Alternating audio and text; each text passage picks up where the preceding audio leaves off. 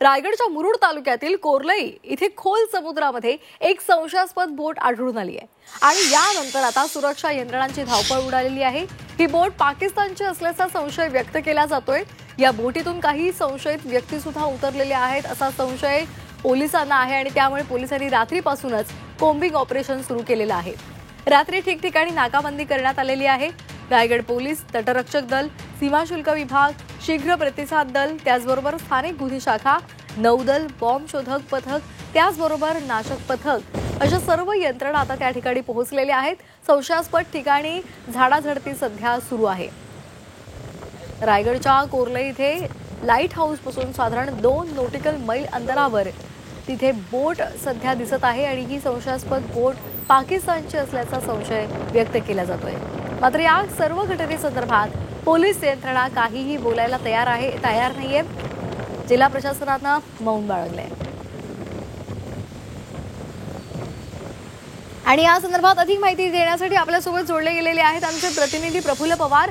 प्रफुल्ल, आपण पाहतोय रायगडच्या कोर्लई परिसरामध्ये सध्या त्या समुद्र किनाऱ्यावर एक संशयास्पद बोट सापडलेली आहे।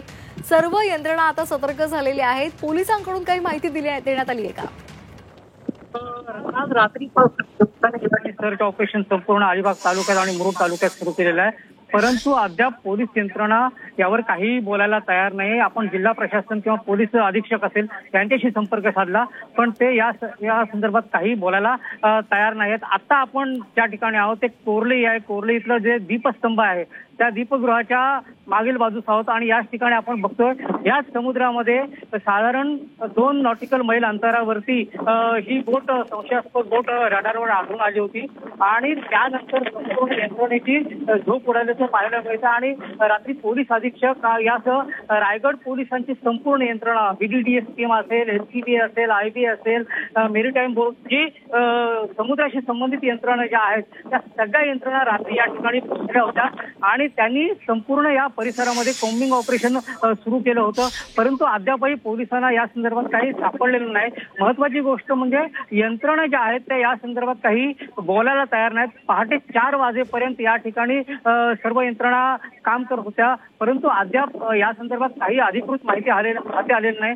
आता काही अधिकाऱ्यांशी आम्ही बोललो तेव्हा त्यांच्या म्हणण्यानुसार समुद्रात साधारण 2 नॉटिकल मैल अंतरावरती समुद्राच्या समपातळीला एक लाल रंगाचा लाईट या ठिकाणी दिसत होता, परंतु तो लाईट देखील आता या ठिकाणी दिसत नाहीये। नेमकं काय घडलंय या संदर्भात यंत्रणा काही सांगायला तयार नाही।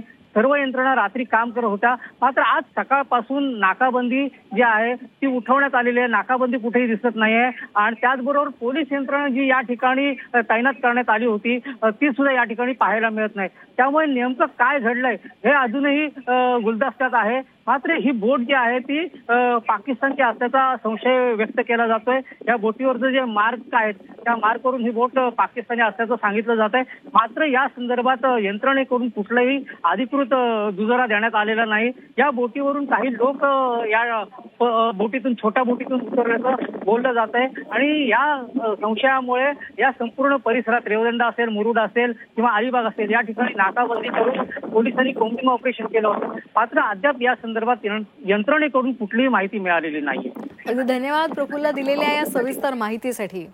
रायगडच्या कोर्लई समुद्र किनाऱ्यावर एक संशयास्पद बोट आढळून आलेली आहे आणि त्या संदर्भातला तपास आता केला जातोय।